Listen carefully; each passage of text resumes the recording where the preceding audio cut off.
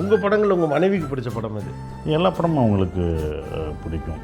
அவங்க வந்து என்னென்னா ரொம்ப வீட்டில் நாங்கள் என்னென்னா சார், பொதுவாகவே வீட்டில் யாருமே வந்து சினிமா பற்றி பேசுகிறதே இல்லை.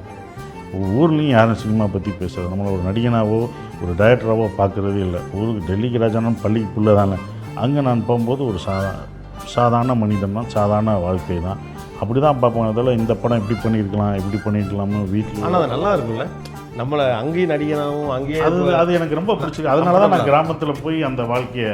உங்கள் ஊருக்கு வந்து இப்போ புதுத்தாமரைப்பட்டியில் இன்னமும் வீடெல்லாம் அங்கே தான் இருக்கு? அங்கே தான் சார், அங்கே தான் ஃபேமிலி அங்கே தான் சார் இருக்கும். பசங்க எல்லாமே அங்கே தான் படிக்கிறாங்க. இங்கெல்லாம் கிராமத்தில் தான் படிக்கிறாங்க.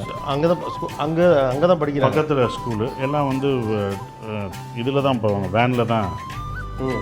வேனில் போயிட்டு வர்றது அப்படி தான் இருக்குது.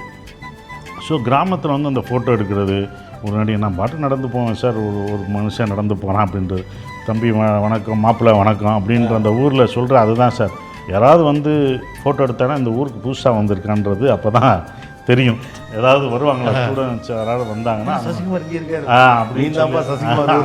அப்படின்னு வருவாங்க. ஊருக்குள்ளே பொதுவாக யாரும் இப்போ டிஸ்டர்பே பண்ணுறதில்லை. நானும் இத்தனை வருஷமாக வீட்லேயும் அந்த இதை வச்சுக்கிறோம் சார். படம் சினிமா பற்றி பேசுகிறது, வீட்டு வாழ்க்கையை தனி. அதனால தான் அது ரெண்டு வேறு மாதிரி எனக்கு இருக்குது சார்.